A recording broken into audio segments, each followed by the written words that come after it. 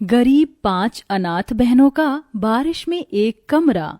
हे भगवान, कितनी जोर की बारिश हो रही है। कहीं कट्टे में के सारे भुट्टे भीग ना जाएं। जल्दी जल्दी घर जाती हूँ। इतना बोलकर 12 साल की बच्ची अनीता सिर पर भुट्टों से भरी हुई बोरी लेके चलने लगती है। थोड़ी दूरी पर उसका घर आ जाता है।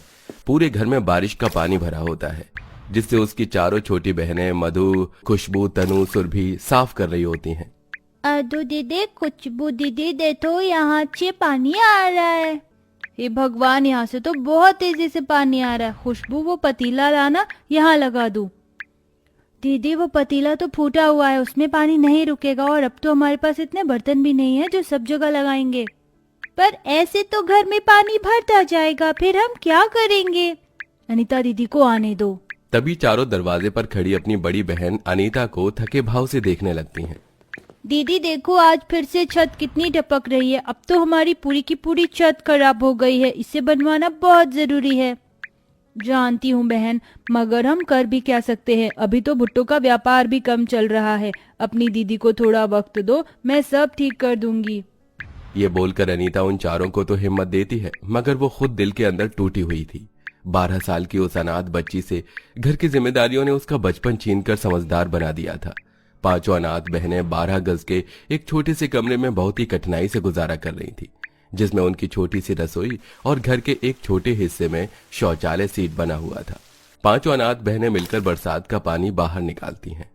घर तो सूख गया है, लेकिन मुझे बहुत देर हो गई है। मधु, मैं भुट्टे बेचने जा रही हूँ। तुम मधु, सुरभि, तनु को कुछ बनाकर खिला देना। जी ठीक है दीदी। इसी के साथ वो गरीब बच्ची भुट्टे लेकर रेड लाइट के रोड पर आकर भुट्टे सेक कर बेचने लगती है। भुट्टा खा लो भुट्टे, करारे करारे कोयले पर सिके स्वादिष्ट भुट्टे। 10 में भुट्टे, 20 में भुट्टे। बेचारी अनाथ अनीता लगातार लोगों को आवाज लगाती है, मगर कोई उससे भुट्टा नहीं खरीदता, जिससे उसकी आंखों में आंसू भर आते हैं। आधा दिन गुजर गया, आज तो एक भी भुट्टा नहीं बिका। अगर भुट्टा नहीं बिका तो मैं पैसे नहीं कमा पाऊंगी, और बिना पैसे के लाला मुझे उधार में राशन भी नहीं देगा। फिर मैं अपनी बहनों को क्या खिलाऊंगी? भगवान जी, मेरी विनती सुन लो, मेरे भुट्टे बिक जाए। तभी हल्की फुल्की सी बरसात शुरू हो जाती है और मौसम सुहाना हो जाता है, जिससे आते जाते लोग अनीता को कोयले पर भुट्टे सेकता देखकर खाने आते हैं। राहुल देखो, भुट्टे बिक रहे हैं। मौसम भी कितना सुहाना है, चलो खाते हैं। अंजलि, इस रोड पर कितनी कीचड़ है, कहाँ खड़े होंगे? चलो, मैं तुम्हें अच्छी जगह के भुट्टे खिलाऊंगा। उन्हें जाता देखकर अनीता दिल उदास करके कहती है, साहब जी, मुझ गरीब के भुट्टे खरीद लीजिए ना, सस्ते में लगा दूंगी। मेरी 4 बहनें घर पर भूखी हैं। अगर आप मेरे से भुट्टे खाएंगे तो मैं अपनी बहनों को खाना खिला पाऊंगी। ये सुनकर राहुल अंजलि को बहुत दुख लगता है। कितनी छोटी सी उम्र है इस बच्ची की, पढ़ने लिखने की उम्र में इससे कमाई करवा रहे हैं। ऐसा करो, सारे भुट्टे दे दो। अनीता खुश होकर सारे भुट्टे उसे बेच देती है, जिसके बदले उसे 1000 रुपए मिलते हैं। आज तो अच्छी कमाई हो गई। बस ऐसे ही 2-4 दिन और अच्छी कमाई हो जाए तो मैं छत बनवा लूंगी। छत एकदम खराब हो गई है। थोड़े पैसे का राशन पानी खरीद कर अनीता घर आती है, जहां मधु अपने जले हुए हाथ को लेकर रो रही थी। पूरे कमरे में धुआं भरा हुआ था, जिससे परेशान होकर बाकी की तीनों अनाथ बहनें आंख मींचे जा रही थीं। दीदी, मुझको आंख में धुआं लग रहा है। मुझको भी धुआं लग रहा है। सुरभि, खुशबू, तनु को लेकर बाहर जाओ, मैं खाना बनाकर तुम्हें बुला लूंगी। और मधु, तू क्यों खाना बना रही थी? जला लिया ना हाथ, मैं तो आ ही रही थी।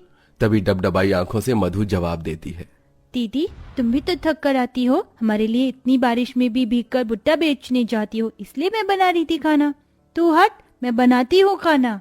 बड़ी कठिनाइयों से अनीता सबके लिए खाना बनाती है, मगर छोटे से उस कमरे में एक तरफ रसोई तो थोड़े हिस्से में जलाने के लिए लकड़ी और उपले भरे पड़े थे, और बाकी बची जगह में बिस्तर रखा था। तभी जोर जोर की बिजली चमकने लगती है, और फिर एक बार मूसलाधार बारिश होने लगती है, जिससे सोने की जगह में मिट्टी और कंकड़ पत्थर गिरने लगते हैं। दीदी, ये तो छत की मिट्टी गिर रही है। अब कहाँ बैठ कर खाएंगे हम? और कोई चारा तो दिख नहीं रहा। चलो यहाँ बैठकर खाते हैं।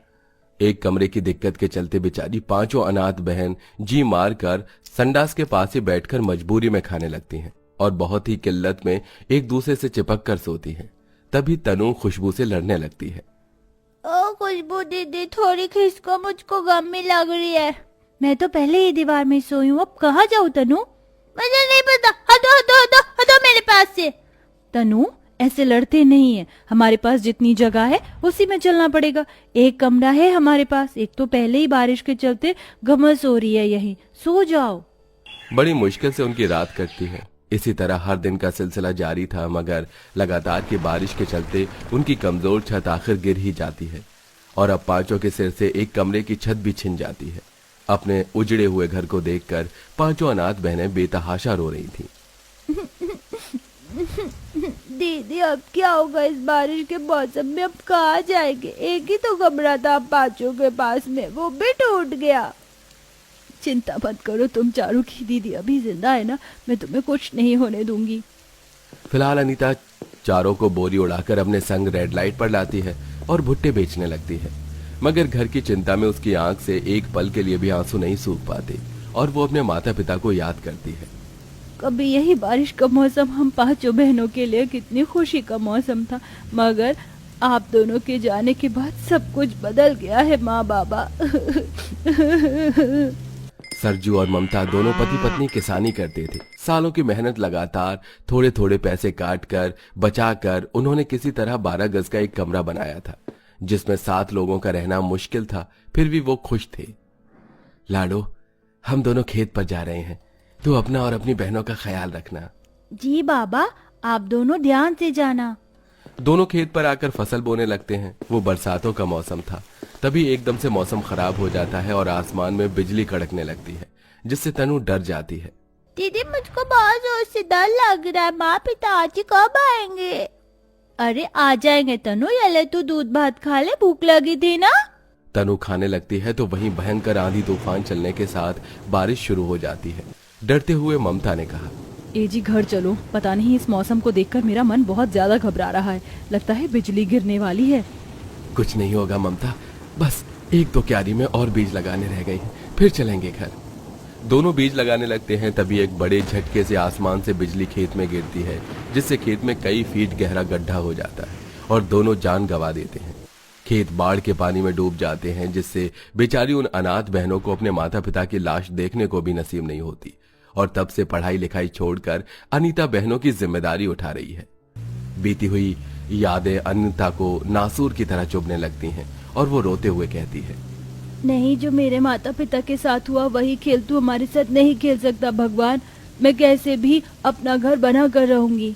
तभी लोगों को रेड लाइट पर भीख मांगता देखकर सुरभि बरसात में भीगी सुबक सुबक कर रोते हुए बोलती है, दीदी हम भी उन लोगों की तरह जाकर भीख मांग लेते, फिर पैसे हो जाएंगे, तुम्हारी छत ठीक हो जाएगी ना। नहीं सुरभि, भगवान जी ने हमें सही सलामत हाथ पैर दिए, हम मेहनत करेंगे दीदी की तरह और अपना पक्का घर बनाएंगे। ये बोलकर मधु आती जाती गाड़ियों के शीशे साफ करने लगती है। उसकी गरीब हालत को देखकर जो कोई दिलवाला होता तो उसे पैसे दे जाता और जो कोई घमंडी होता तो उसको दुत्कार कर चला जाता। तो वहीं अनीता भुट्टे सेकती और उसकी 2 छोटी बहनें उसे ले जाकर सड़क पर बेचती। ये लो साहब जी, भुट्टा खा लो, बहुत स्वादिष्ट है, खरीद लो ना, आपकी बड़ी मेहरबानी होगी। मेरी दीदी बहुत मेहनत से सेक रही है, उनके हाथ भी जल रहे हैं। हमको पैसा इकट्ठा करके घर बनाना है, हमारा घर टूट गया है। दुनियादारी से अनजान 6 साल की खुशबू अपना सारा दुखड़ा उसे सुना देती है। उस इंसान का नाम मानव होता है, जो कि बहुत ही नरम दिल का होता है और बड़ी बिल्डिंग बनाता था। वो प्यार से उसके सिर पर हाथ फेर कर बोलता है, कहाँ है तुम्हारी दीदी, ले चलो मुझे। थोड़ा आगे चलने के बाद मानव सड़क पर आता है, जहाँ बहुत ही कीचड़ की जगह में बैठकर अनीता भुट्टे सेक रही थी। सुनो बेटा, मैं तुम्हारा घर बना कर दे दूंगा, मगर तुम पांचों अपना बचपन जाया मत करो, ये उम्र पढ़ने लिखने की है। लेकिन साहब हम आपसे पैसे लेकर अपना घर कैसे बना सकते हैं? मेरे पिताजी कहते थे कि किसी का कर्ज नहीं रखना चाहिए। तो फिर तुम सब स्कूल टाइम के बाद मेरे यहाँ आकर काम कर लेना और थोड़ा थोड़ा करके चुका देना पैसे। ये सुनकर उन्हें तसल्ली हो जाती है। मानव उनके घर का काम शुरू करवा देता है और उस जगह पर 2 मंजिल का मकान बनवाता है, जिससे अब 2 पक्के कमरे हो जाते हैं, जिसमें पांचों बहनें खुशी से रहने लगती हैं और धीरे धीरे मेहनत से मानव के यहाँ मलबा ढोकर पैसे भी उतार देती है।